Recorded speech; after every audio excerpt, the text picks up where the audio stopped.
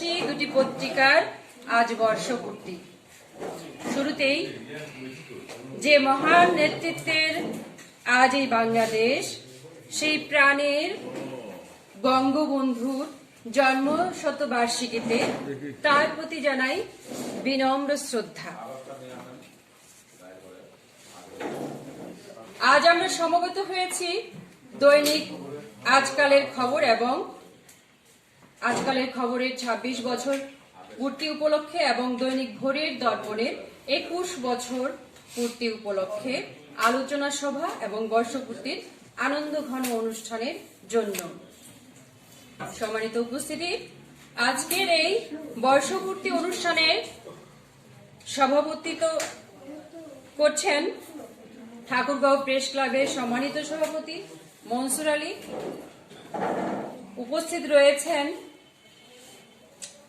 ঠাকুরগাঁও জেলা আওয়ামী লীগের সম্মানিত সহসভাপতি মাহবুবুর রহমান খোকন। উপস্থিত রয়েছেন ঠাকুরগাঁও জেলার প্রেস ক্লাবের সম্মানিত প্রবীণ সাংবাদিক, সাপ্তাহিক সংগ্রামী বাংলা সম্পাদক ও প্রকাশক আব্দুল লতিফ। উপস্থিত রয়েছেন সিনিয়র সাংবাদিক শাহিন ফেরদৌস এবং আজকের সম্মানিত সংবাদ কর্মীবৃন্দ। সবাইকে জানাচ্ছি আজকের এই বর্ষপূর্তি অনুষ্ঠানের উষ্ণ অভিনন্দন। অনুরোধ জানাচ্ছি দৈনিক আজকালের খবরের ঠাকুরগাঁও জেলা প্রতিনিধি জনাব গোলাম সরোয়ার সম্রাটকে।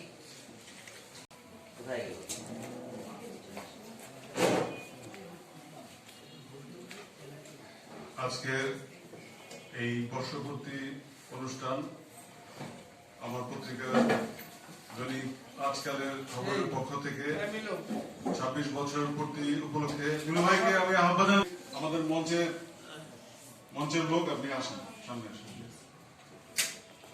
বেশি কিছু বলবো না, আসলে আমরা শুনবো। আমাদের জীবনের ১৬ বছর ১৭ বছর ধরে জাতীয় পত্রিকায় কাজের অধ্যায়ে আজকালের খবরের সাথে আমি যুক্ত হয়েছি গত ১.৫ বছর আগ থেকে।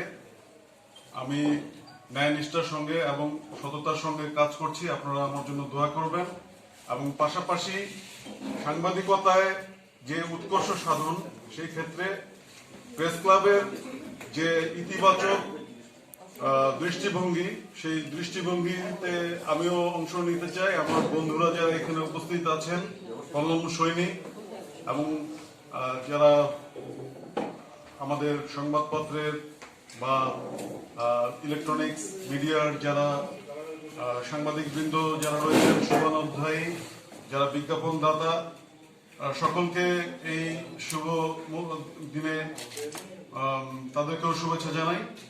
আমি আজকের অনুষ্ঠানকে আপনারা এসে কষ্ট সময় দিয়েছেন, আপনারা কষ্ট করে এসেছেন, আপনারা মূল্যবান সময় দিয়েছেন, এই জন্য আমার আন্তরিক মোবারকবাদ জানাই। সবার কল্যাণ কামনা করছি।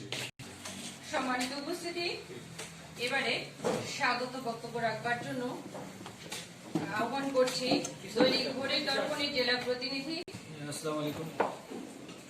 দৈনিক ভোরের দর্পণ ও আজকালের খবরের প্রতিষ্ঠাবার্ষিকী অনুষ্ঠানের আজকের সম্মানিত অতিথি খবর মামা এবং প্রেস ক্লাবের সভাপতি সিনিয়র সাংবাদিক আমাদের লতিফ চাচা, শাহিন চাচা সহ উপস্থিত সহকর্মীরা, সবাইকে শুভেচ্ছা ও সালাম।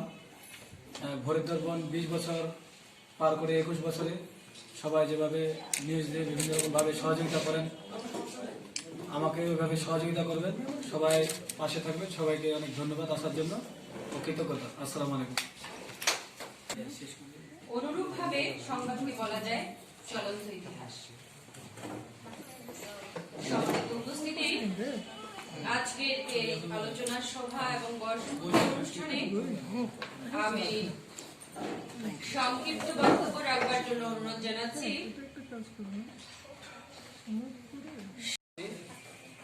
দৈনিক আজকালের খবর এবং ভোরের দর্পণের প্রতিষ্ঠা বার্ষিকী এই সুন্দর আয়োজনে আমি পাশাপাশি ধন্যবাদ জানাচ্ছি আজকে যারা বিশেষভাবে যারা এই শীতের মধ্যে অতিথি হিসেবে আমাদের মাঝে উপস্থিত হয়েছেন, সাংবাদিকদের ডাকে সাড়া দিয়েছেন, ঠাকুরগাঁয়ের সুধীজন, আমি তাদেরকে আমার ব্যক্তিগত পক্ষ থেকে ধন্যবাদ জানাচ্ছি। আর এখানে যে দুইজন প্রতিনিধি কাজ করেন তারা আমার আজকালের খবরে যে কাজ করেন সে আমার বন্ধু ব্যক্তিগতভাবে, আমাদের সাথে খুবই ভালো একটা সুসম্পর্ক এবং আমাদের নিউজের সাংবাদিকতার আদান প্রদান, বুদ্ধি পরামর্শ এগুলো আমাদের মাঝে হয়। আর ভোরের দর্পণের যে প্রতিনিধি শামীম, সে আমাদের ছোট ভাই, আপনারা জানেন সে খুব কর্মঠ এবং প্রাণ চাঞ্চল্যে ভরপুর একজন সাংবাদিক, এবং ঠাকুরগাঁয়ের সাংবাদিক মহলে তাদের দুজনেরই তার আগে থেকেই সুপরিচিত। আমি তাদের আজকের এই দিনে বিশেষ করে এই শুভক্ষণে আমি তাদের জীবনের পরবর্তী যে তাদের কর্মজীবন, সেই জীবনের সফলতা কামনা করছি। নাজমুল ভাই, সংবাদ হোক সত্যনির্ভর এবং সংবাদ হোক বস্তুনিষ্ঠ। সম্মানিত উপস্থিতি, এ পর্যায়ে বক্তব্য রাখবার জন্য অনুরোধ জানাচ্ছি দৈনিক লাখো কণ্ঠের ঠাকুরগাঁও জেলার প্রতিনিধি রেজওয়ানুল হক রিজু। অতিথিবৃন্দ এবং আমার সহকর্মীবৃন্দ, সবাইকে শুভেচ্ছা ও সালাম। দৈনিক আজকাল খবরের আজকে 26 বছর পেরিয়ে 27 বছরে পড়ছে এবং একজন দক্ষ সংবাদকর্মী এখানে কাজ করেন, যিনি গোলাম সারোয়ার সংবাদ। ভোরের দর্পণে জেলা প্রতিনিধি হিসেবে কাজ করেন আসাদুজ্জামান শামীম। আমি দুজনকেই ধন্যবাদ জানাই। বিশেষ করে আসাদুজ্জামান শামীম ভোরের দর্পণে কাজ করেন। আমার সৌভাগ্য হয় তার সঙ্গে বসার। আমরা যখন নিউজ করতে যাই, একটা নিউজ করতে আমাদের দেখেন যে আধা ঘন্টা লাগে, শামীমের সঙ্গে বসি যখন 2 মিনিট 4 মিনিটে নিউজ হয়ে যায় এবং চমৎকার নিউজ হয়। আমি তার কাছে যথেষ্ট সহযোগিতা পাই, গোলাম সারোয়ারের কাছেও সহযোগিতা পাই। আমি দুইজনকেই অভিনন্দন জানাই, শুভেচ্ছা জানাই এবং দুটি পত্রিকা আরো উন্নতি করুক এই কামনা করে শুভেচ্ছা জানিয়ে আমার বক্তব্য শেষ করছি। ধন্যবাদ।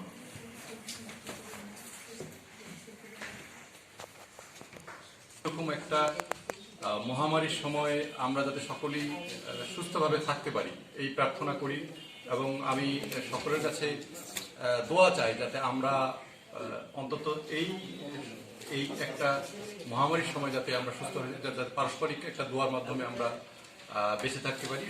সকলের সুস্বাস্থ্য কামনা করে শেষ করছি। আসসালামু আলাইকুম। এবং সামনে উপবিষ্ট আমার সাংবাদিক ভাই বোনেরা,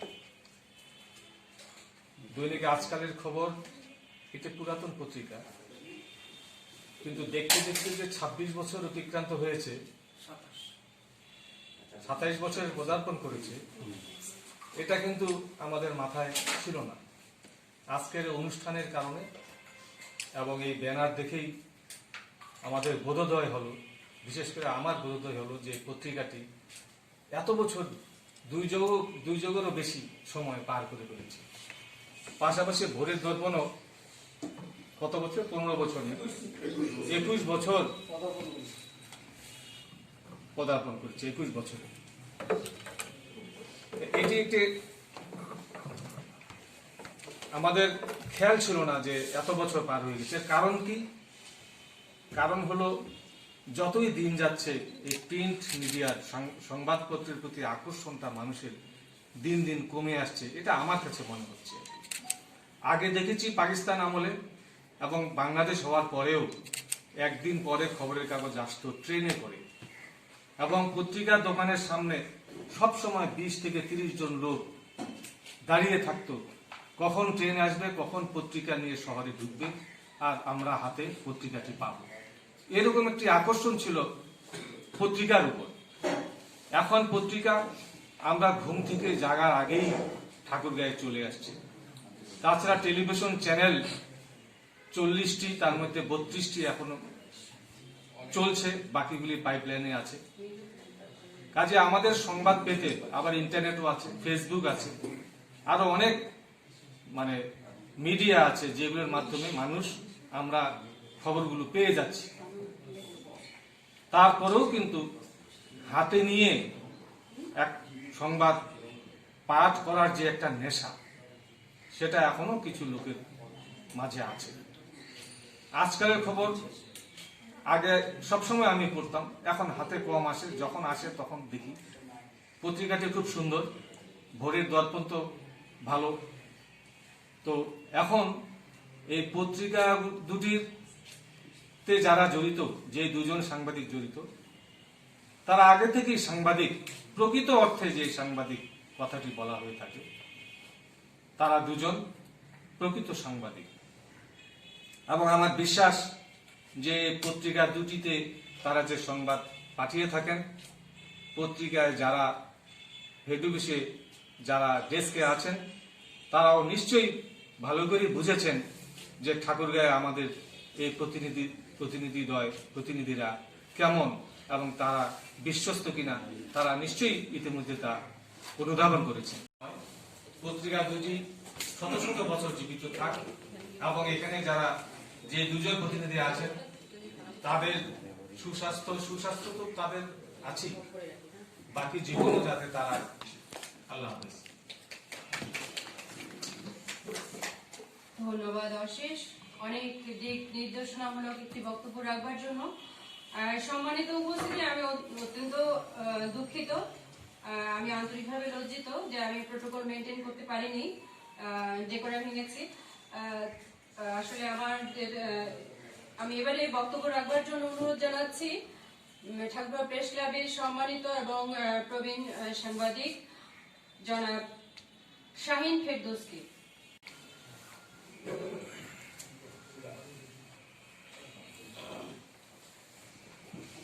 কালের খবর এবং ভোরের দর্পণের প্রতিষ্ঠা বার্ষিকীতে উপস্থিত রয়েছেন আওয়ামী লীগের vice president, senior vice president আমার খোকন ভাই, সভাপতিত্ব করছেন ঠাকুরগাঁও প্রেস ক্লাবের সভাপতি মনসুর আলী, সাধারণ সম্পাদক লক্ষ্যদহন মিঠু, সহসভাপতি মিলু সহ আমাদের এখান থেকে প্রকাশিত সংগ্রামী বাংলার প্রকাশক সম্পাদক সহ উপস্থিত প্রিন্ট ও ইলেকট্রনিক মিডিয়ার সাংবাদিক সহ এখানে উপস্থিত আছেন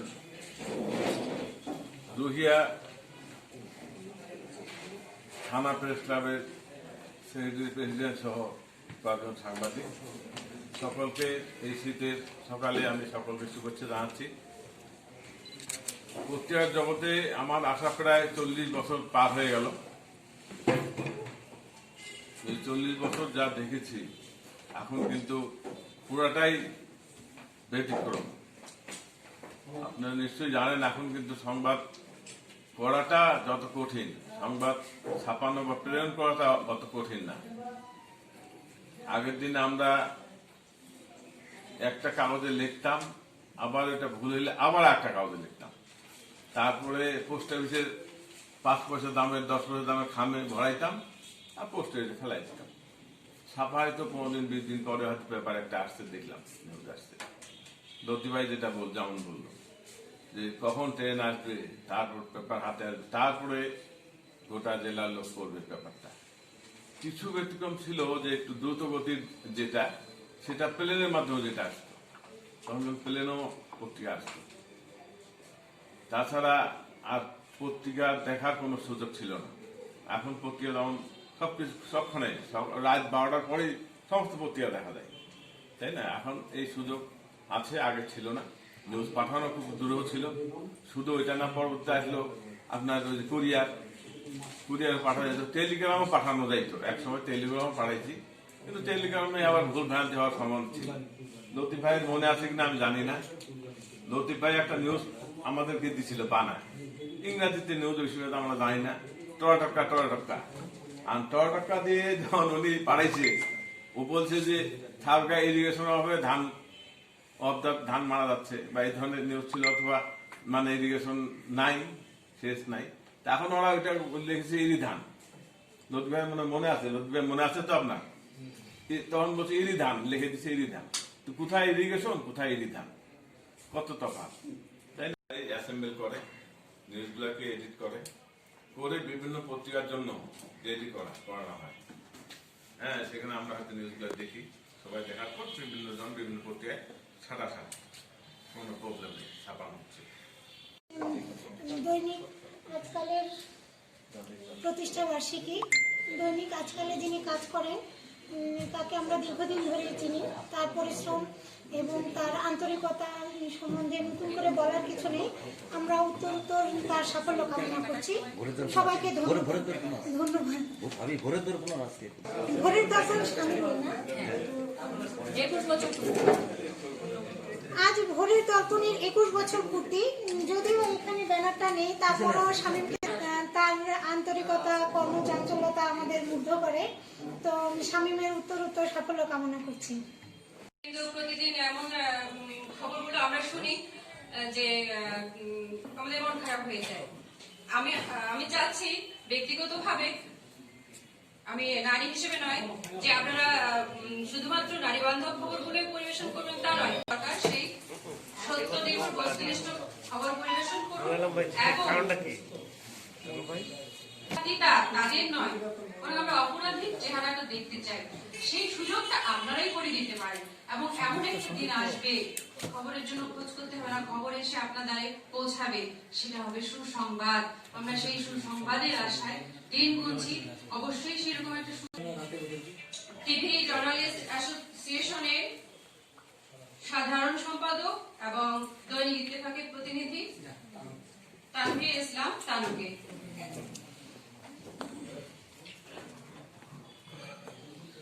আসসালামু আলাইকুম। 26 তারিখে 27-এ আজকালের খবর। আজকালের খবর পত্রিকার কর্তৃপক্ষ আজকালের খবর ইতিমধ্যে ঠাকুরগাঁও অনেক জনপ্রিয় একটা পত্রিকা হিসেবে প্রকাশ পেয়েছে। আজকালের খবর আমাদের ঠাকুরগাঁয়ের নানা রকম সমস্যা সম্ভাবনার কথাগুলো তুলে ধরবে। আমাদের প্রতিনিধি আমার মামা সম্রাট মামা, উনি আজকালের পত্রিকাটিকে এমন সমৃদ্ধ করবে এবং নিউজের মাধ্যমে ঠাকুরগাঁকে সারা দেশের কাছে পরিচিত করবে। আজকাল পত্রিকা এবং আজকে ঘরের দর্পণের প্রতিষ্ঠা বার্ষিকী, সেই সাথে শামীম ভাইকে অভিনন্দন জানাচ্ছি এবং ঠাকুরগাঁ প্রেস ক্লাবের সকল সদস্যরা উপস্থিত যদি থাকতো আরো ভালো লাগতো। এই দুটি পত্রিকায় আজকে প্রতিষ্ঠা বার্ষিকীর জন্য সকলকে এই অনুষ্ঠানে আসার জন্য অভিনন্দন জানাচ্ছি। ধন্যবাদ সকলকে। আজকে আমাদের দুইটি পাঠক প্রিয় পত্রিকার প্রতিষ্ঠা বার্ষিকী অনুষ্ঠানের সভাপতি, অতিথি আমাদের বড় ভাই আওয়ামী লীগের সহসভাপতি, আমাদের এখানে সিনিয়র সাংবাদিকরা উপস্থিত আছেন, আমাদের সমসাময়িক কিছু সাংবাদিক উপস্থিত আছেন এবং আমাদের নবীন কিছু সাংবাদিক উপস্থিত আছেন। সবাইকে আমি শুভেচ্ছা জানাচ্ছি। আমাদের অগ্রজ, আমার মানে বড় সিনিয়র সাংবাদিক শাহিন ফেরদৌস এবং আব্দুল লতিফ ভাই অনেক গুরুত্বপূর্ণ কথা বলেছেন। তো আমার মনে হয় যে একটা বিষয় খুব গুরুত্বপূর্ণ, যেটা আমাদের উপস্থাপক বললেন, যে সত্য প্রকাশ। আসলে মিডিয়ার প্রধান চ্যালেঞ্জ হচ্ছে সত্য প্রকাশটা। এবং আজকে মিডিয়ার মানুষের কাছে অগ্রহণযোগ্যতা বা যতটুকু গ্রহণযোগ্যতা হয়েছে সেটা সত্য প্রকাশের জন্য, এবং যতটুকু জনপ্রিয়তা কমে গেছে সেটাও সত্য প্রকাশ করতে অক্ষমতার জন্য। একটু ভিন্নধর্মী অনুষ্ঠান, দুটি পত্রিকার প্রতিষ্ঠা বার্ষিকী একসাথে করছি। এর আগে আমরা হয়তো এরকম করতে পারিনি বা করার সৌভাগ্য হয়নি। দুই পত্রিকার প্রতিনিধির পক্ষ থেকে আমি আপনাদের শুভেচ্ছা জানাচ্ছি। মঞ্চে অতিথি হিসেবে আমাদের মাঝে উপস্থিত রয়েছেন বাংলাদেশ আওয়ামী লীগ ঠাকুরগাঁ জেলা শাখার সিনিয়র ভাইস প্রেসিডেন্ট, যাকে আমি সাংবাদিক বান্ধব নেতা বলবো। আমাদের খুব ছোট প্রোগ্রাম হলো ফোন ভাইকে আমরা পাই এবং ক্রীড়া সংগঠক একজন। সে আমাদের মাঝে উপস্থিত হয়েছেন। উপস্থিত আছেন ঠাকুরগাঁও প্রেস ক্লাবের সিনিয়র সাংবাদিক, সময় বাংলার সম্পাদক আব্দুল লতিফ, কল্যাণ ট্রাস্টের সাধারণ সম্পাদক শাহিন ফেরদৌস ও আমার প্রেস ক্লাবের সহসভাপতি জাকির মোস্তাফিজ মিলু সহ আমার সিনিয়র সাংবাদিকরা ও যারা সহকর্মী রয়েছে সকলকে আমার পক্ষ থেকে শুভেচ্ছা জানাচ্ছি। আমরা সাংবাদিকরা ঠাকুরগাঁয়ে একটু ক্লান্তি লগ্ন পার হচ্ছি। আমি প্রতিষ্ঠাবার্ষিকী উপলক্ষে না বলি, একটু দুটি কথা বলি মেসেজের মতো, যে আমরা সবাই যেন সজাগ থাকি এবং আমাদের একটা অশুভ লক্ষণ আমাদের দিকে গ্রাস করতেছে আমাদের দিকে। আমরা খুব ওই যে মিলু ভাই খুব ভালো ভালো কথা বললেন, আমরা সবাই সুন্দর কথা বলি, আমি বলি, আমার সভাপতি বলে বা আমরা সাংবাদিকরা বলি, কিন্তু নিজে মানি না। এটা আমাদের খারাপ দিক সবচেয়ে। আমরা সাংবাদিকতার এক লাইনও লিখতে পারবো না, নেতৃত্বে আসার প্রতিযোগিতায় মেতে উঠেছি। এটা কিন্তু আমার জন্য অশুভ লক্ষণ। আমার ন্যূনতম প্রেস ক্লাবে সদস্য হওয়ার মতো যোগ্যতা অর্জন করতে পারিনি, যে প্রেস ক্লাবে এসএসসি পাস করলে এখন সদস্য হওয়া যায়। তাহলে আমি কোন কোয়ালিটির সাংবাদিকতা করি? মানুষ আমাকে ভয় করে কেন? আমাকে ভালোবাসে না কেন? সাংবাদিকের কেন ভয় করবে? এই কালচারটা আমার মনে হচ্ছে 2018, 19, 20 এই 2-3 বছরে খুব বেশি রাইজ করছে। যেমন আমাদের পাশাপাশি উপজেলা থানা ডিক্লেয়ার হয়েছে রুহিয়া, থানা ডিক্লেয়ার হয়েছে বুল্লি, মানে মনে হচ্ছে কত যে সাংবাদিক এক একটা এলাকায়, যে জেলা শহরে আমরা যারা সংবাদিক করি তার চেয়ে বেশি এই থানাগুলোতে সাংবাদিকের সংখ্যা বাড়ছে। এবং এইটা অনলাইনে আমরা আমার নিজের একটা, আমি আজকে মনে করলাম আমি একটা অনলাইন তৈরি করবো, অনলাইন তৈরি করে ছেড়ে দিলাম। আমার মাঝে আশ্চর্য লাগে যে এই যে জিরো টলারেন্সের অনলাইন পত্রিকার সাংবাদিক হিসাবে পরিচয় দেন, আপনার সামান্য লজ্জা লাগে না একটু? আপনি একটা জাতীয় পত্রিকা কাজ, আমরা কোনো এথিক্সই জানি না, সামান্য এগুলো জানতে হয় একটু নর্মালি। আমি খুব জানি, আমি বলবো না আমি জিরো টলারেন্স জানি, মানে 5 জানি 100-এর মধ্যে। কিন্তু আমার এই যে 2 প্রতিনিধি আজকে এই প্রতিষ্ঠাবার্ষিকী, সেই দুই প্রতিনিধিকে নিয়ে আমি পাওয়ারফুল মনে করি এবং ধন্য যে সম্রাটটার মতো সংবাদকর্মী আমার প্রেস ক্লাবের মেম্বার, স্বামীর মতো ক্রীড়া সংগঠক আমার প্রেস ক্লাবের মেম্বার, এদেরকে ফলো করেন। আমি যেমন লতিফ ভাই হতে চাই, রশিদ হতে চাই, সম্রাট ভাই হতে চাই, আপনারা এরকম হতে চান। সাংবাদিকতায় আমি এইটুকুই, আরো অনেক বড় হতে চাই না, ঠিক আছে? যে আমার ভালো তাদের মধ্যে যে গুণগুলো আছে 25-30 সেটুকুই হোক। আমি আপনাদের দিক নির্দেশনামূলক মুরব্বীর কথা বলে ফেললাম, মানে আমি খুব শঙ্কিত। আমাদের দ্বন্দ্ব দিন দিন বেড়ে যাচ্ছে। এখান থেকে আমরা সবাই খুব অ্যালার্ট থাকি সব ব্যাপারে। আমরা কিন্তু বায়াস হচ্ছে খুব বেশি, যে আমার একজন খুব ভালো রিপোর্টার কালকে একজন একটা নিউজ করছে অনলাইন পত্রিকায়, না করলেও সে পারত। এবং আপনার সহকর্মী, আমি মিঠু, আমি সাংবাদিকতা করি, আমি একটি রাজনৈতিক দলের যদি চেয়ারম্যানের নমিনেশন পাই, তাহলে আপনার প্রার্থী হওয়া উচিত। যে যা স্বাধীনতার পরে ইতিহাসে ঘটেনি, সংবাদকর্মী আমার একজন রাজনৈতিক দলের, বিএনপি, আওয়ামী লীগের বা এরকম বড় কোনো রাজনৈতিক দলের, এটা আপনি যে দল করেন আপত্তি নেই, কিন্তু আপনাকে সাধুবাদ জানানো উচিত আমি মনে করি। এবং তার দোষ গুণ আপনি সবচেয়ে বেশি জানবেন, আপনি সমালোচনা না করেন। এইটুক প্রাপ্তি সাংবাদিকতা করে আপনি আপনার সহকর্মীর কাছে পেতে পারেন না? পেতে পারি না আমরা? আমি বলবো না আপনি এর পক্ষে বলেন, এর পক্ষে বলেন, তবে তার নামে বদনামি না করি। তার ল্যাপস অথবা আপনি সহজে জানবেন, তখন সে কষ্ট পায়, কেউ কেঁদে ফেলে আমাদেরকে বলে। আমরা এই যে একসাথে কাজ করি, সম্পর্কের এত অবনতি করেছি যে আপনি অ্যাক্সিডেন্ট হলে আমি হাসপাতালে দেখতেও যাই না। কেন হয় না হবে? আপনি মানুষের মানে অ্যাক্সিডেন্ট হচ্ছে, সে যাচ্ছে, আমার সহকর্মী যাচ্ছি না। এক একটা পত্রিকার এক এক মতের, আমি একটা মতের। আমি দিনকালে কাজ করি বিএনপির মুখপাত্র, তাই বলে কি আমার সাথে সাংবাদিকের দ্বিমত হয়ে যাবে? ওই পত্রিকার বলে আমি নিউজ করবো এরকম? আপনার মানসিকতা এরকম যে আমি আর কোনো আওয়ামী লীগের সাংবাদিক, মাইন্ডের সাংবাদিক আমি দেখতে পারবো না।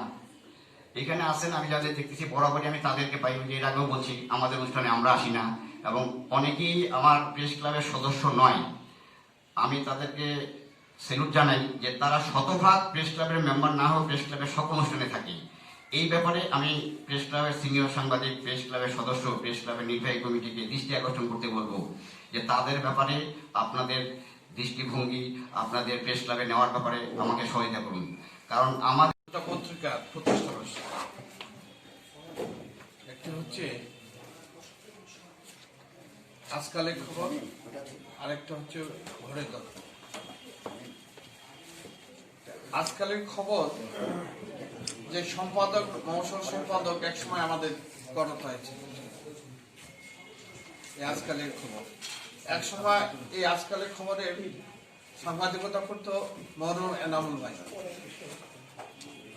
সেজন্য আজকে দুটি পত্রিকা, আজকে প্রধান অতিথি হিসাবে আছেন আমাদের আওয়ামী লীগের সিনিয়র সভাপতি। আজকে আমাদের এই অনুষ্ঠানে উপস্থিত আছেন রুইয়া প্রেস ক্লাবের সভাপতি আমিনুল ইসলাম, সাধারণ সম্পাদক জাহাঙ্গীর এবং তার সদস্যবৃন্দ, তাদেরকে অভিনন্দন জানাই। সাধারণ সম্পাদকের কথা বলেছেন। হঠাৎ করে একটি আবির্ভাব, যিনি প্রেস ক্লাবে শিক্ষাগত যোগ্যতায় ভুয়া তৈরি করে সদস্য হয়েছিলেন, তিনি বহিষ্কার হয়েছেন এই প্রেস ক্লাব থেকে। তিনি অত্যন্ত আবির্ভাব হয়ে, আমি তাদেরকে এখনো বলছি, সময় আছে, কে কি করছেন আমাদের এগুলা ভালো মতো জানা আছে। পারিবারিক নির্যাতন, মাকে অপমান করা, সবকিছু আপনারা করেছেন। আমি এখনো বলছি, তার বন্ধু যদি কেউ থাকে একটু দয়া করে বলবেন। করে আপনি প্রেস ক্লাব থেকে বিদায় নিয়েছেন।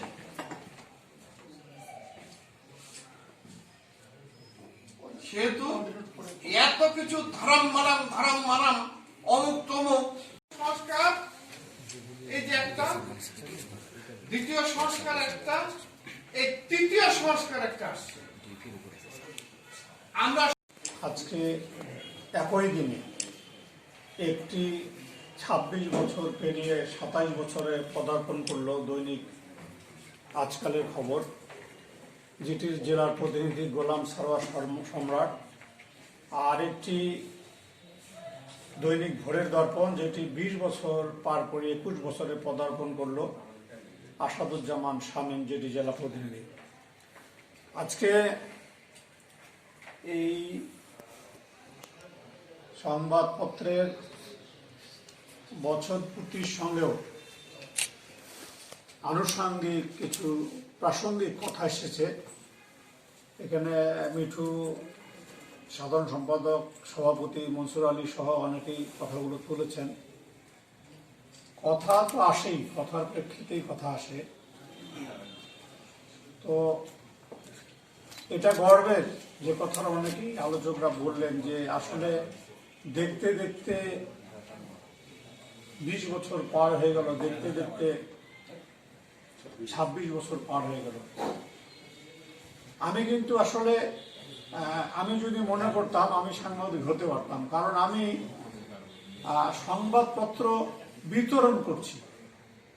আমার ছাত্র জীবনে আমি পত্রপত্রিকা বিতরণ করে বেরিয়েছি, কারণ ঠাকুরগাঁয়ে আমার নামে মাহবুব বুক স্টল একটাই বুক স্টল ছিল। এখানে সিনিয়র যারা লতিফ ভাই, মনসুর বলতে পারবেন। এবং এখানে এক সময় সাংবাদিক 8-10 জন ছিল, প্রফেসর মনোজ কুমার দেব, মেরাজুল হোসেন সহ। এবং সেই সময় কিন্তু তারা লিখতেন ওইভাবেই, তারা কিন্তু অর্থের দিকে তাকাতেন না। আমার পরিষ্কার মনে আছে যে আমি দিনাজপুরে বাহাদুর বাজার একটা দোকান থেকে চিত্রালী, বেগম, ইত্তেফাক, সংবাদ, এই কাগজগুলো বাসে করে গিয়ে বাসে করে নিয়ে আসতাম। তখন কিন্তু ঠাকুরগাঁয়ে সরাসরি কোনো কাগজ সরবরাহ হতো না। দিনাজপুর থেকে তখন এটা ছিল মহকুমা, এবং আমাদের অফিসটা ছিল এসডি অফিসের সামনে, মানে ডাক্তার ইউসুফের যে হাসপাতাল সেটার অপোজিটে ছিল আমার বুক স্টলটা। রুহুল আমিন এবং আব্দুল লতিফ রোডের তারাই কিন্তু দেখাশোনা করতো। আমি বিভিন্ন সময়ে গিয়ে আমি দিনাজপুর থেকে এই পত্রিকাগুলো নিয়ে আসে বিক্রি করতাম। আসলে একজন বই বিক্রেতাও যদি হয়, আমি শুনেছি যে একজন লাইব্রেরিয়ান উনি ডক্টরেট ডিগ্রি পেয়েছেন। এটা ইতিহাস আছে। যে কারণটা কি? কারণ তার যে অভিজ্ঞতা, এক্সপেরিয়েন্স, শুধু তো ওই প্রমোদ চৌধুরীর বই পড়াতে আছে যে অনেক শিশু মাতার ধারণা বেশি করে খাওয়ালে স্বাস্থ্য ভালো হবে, কিন্তু সে জানে না যে সেই শিশু জীর্ণ করতে পারবে কিনা। এবং সেখানেই আবার উনি উল্লেখ করছেন যে অনেকের ধারণা যে বেশি ভারী অলংকার পরলেই সুন্দর দেখাবে, কিন্তু ভারী অলংকার পরলেই যে সুন্দর দেখাবে তা কিন্তু নয়। অলংকারের সৌন্দর্য শোভাবর্ধন করতে হবে। এখানে অনেক কথা এসেছে যে এই যে স্যাটেলাইট চ্যানেলগুলো, অনলাইন পত্রিকাগুলো, কিন্তু আমি একটা জিনিস বিশ্বাস করি, হার্ড কপির বিকল্প কিছু নেই। এই যে দৈনিক পত্র পত্রিকা, আমি নিজেও নিয়মিত পত্রিকা পড়ি, এর বিকল্প কিচ্ছু নেই। কারণ আমরা যদি এই অনলাইন পত্রিকাগুলো পড়ি, একটা খবর ধরে রাখা যাবে না, স্ক্রিনশট দিলে ওটাকে অনেক ঝামেলা করে আটকাইতে হবে। আমার এখনো এই অনেক পত্রিকা আমার বাসায়, অনেক কাগজপত্র পুরাতন আমি রাখছি, কিছু কাটে রাখছি, কিছু গোটা পত্রিকাগুলো আছে, বিশেষ বিশেষ দিন, বিশেষ বিশেষ মুহূর্তগুলো এগুলো আছে। এটার কোনো বিকল্প নাই। একটা মানুষ কি একটা পত্রিকার প্রত্যেকটা অক্ষর পড়ে? সম্ভব? আমি পত্রিকার প্রথম থেকে শুরু করে পিছনের পাতা পর্যন্ত উল্টালাম। আমি গুরুত্বপূর্ণ জিনিসগুলো সেখান থেকে নিলাম। আপনি যদি দৈনিক পত্রিকা না পড়েন, এই যে কোভিড-19 কথাটা আমি বলছি, এখন কত কোটি মানুষ আক্রান্ত, কতজন 20 লাখ মারা গেল, কতজন সুস্থ হলো, এটা কিন্তু পত্রিকা ছাড়া আপনি অনলাইনে নিয়মিত পাবেন না। এবং অনলাইনটার সমস্যা কি জানেন? অনলাইনটা একটা ধাপ্পাবাজি, ফাঁকিবাজি। এটা অনেকে ফেক আইডি করে, ফেক আইডি, ভুয়া আইডি করে তারা বিভিন্ন রকম প্রলাগান্ডা করছে, মিথ্যা প্রচার করছে। এই যে ঠাকুরগাঁ প্রেস ক্লাব, এটা আসলে এখানে এটা কিন্তু সুনাম আছে। সুনামটা কেন বলি? এখানে সাংবাদিকদের ওই ধরনের বদনাম নেই, কারণ এখানকার সাংবাদিকরা সমাজের মানুষের সঙ্গে মিশে আছে। এখানে আপনার ক্রীড়াঙ্গন বলেন, সাংস্কৃতিক অঙ্গন বলেন, সরকারি দল বলেন, বিরোধী দল, সবার সঙ্গেই কিন্তু তারা মিশে আছে, মানুষের কল্যাণে কাজ করছে। এই যে এত সুন্দর একটা মিলনায়তন, আমার তো মনে হয় যে রংপুর ডিভিশন আছে কিনা আমার সন্দেহ। আমি অন্যান্য জেলায় এত সুন্দর এই প্রেস ক্লাবের মিলনায়তন আমি কোথাও দেখিনি। এত সুন্দর পরিবেশ। এখানে যারা নেতৃত্বে আসে তারা অত্যন্ত বিচক্ষণ, সামাজিক, তাদের ধৈর্য আছে, সহনশীলতা আছে, এবং তারা এই শহরের মানুষের কথাগুলো মনোযোগ দিয়ে শ্রবণ করে, শুনে সেই অনুযায়ী কাজ করার চেষ্টা করে। কিন্তু মানুষের সঙ্গে যদি মত পার্থক্য হতো তাহলে কিন্তু কোনো কিছু করাই সম্ভব হবে না। সাংবাদিকরা কেন, কোনো কিছু সম্ভব হবে না। এখানে একজন বললো যে এই যে প্রতিযোগিতা শুরু হয়, সাংবাদিকতা করে না, আসলে হচ্ছে কি, এটা আমাদের জাতিগত সমস্যা।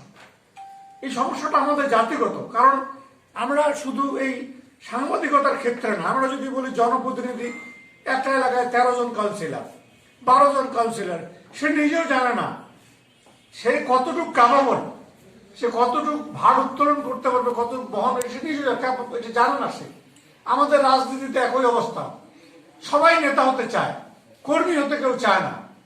সবাই চায় নেতা হইতে, কিন্তু কর্মী কেউ হতে চায় না।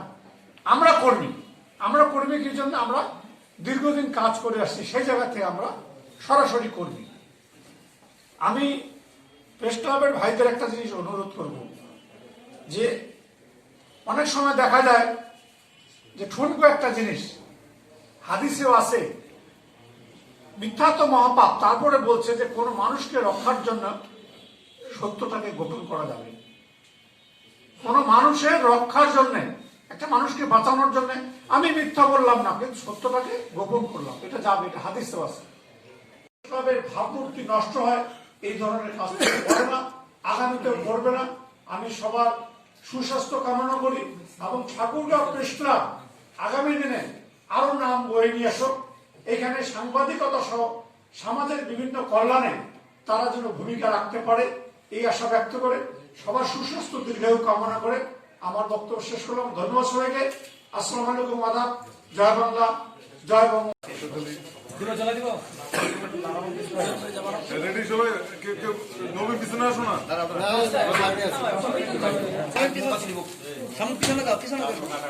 আমি তো পরে ভেনা চেক করতে হবে।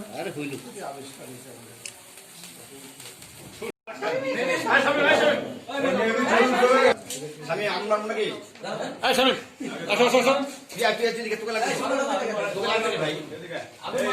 ছবিটা দেখে তো ছবি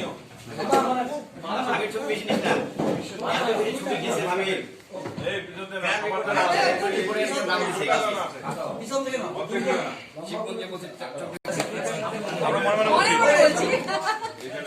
না, আমাদের আলোচনা তো জ্ঞান করবো, সব একই করবে, সব একই করবে। মনসুর ভাইকে একটু আপনাদের দুপুরে খাওয়ার ব্যবস্থা আছে। স্বামীরা সম্রাট মানে সবাইকে দুপুরে খাওয়াবে, ভাত খাওয়াবে। নিঃসন্দেহে খাওয়াবে। আমরা হাত ভিজাইতে চাই। স্বামী মানে বিকাল নাস্তা খাবে, সম্রাট মানে দুপুরে নাস্তা এসিটা খাবে। যাবে হাতে আসবে জুয়ের কথা সত্য, ঝাল না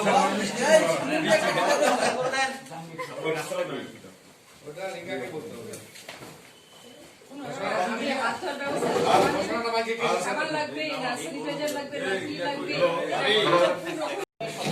সবচেয়ে বেশি 2 বছরে পাইছি ইসলাম ভাইকে আর কামরুল ভাইকে। তাদেরকে সব করে আমি আছি, ছোট বড় সব সময় থাকি। এই রোহান, এদিকে আসো। ওই আমাকে কাটে দিও না। অনুষ্ঠান, মসজিদে অনুষ্ঠান। সাংবাদিক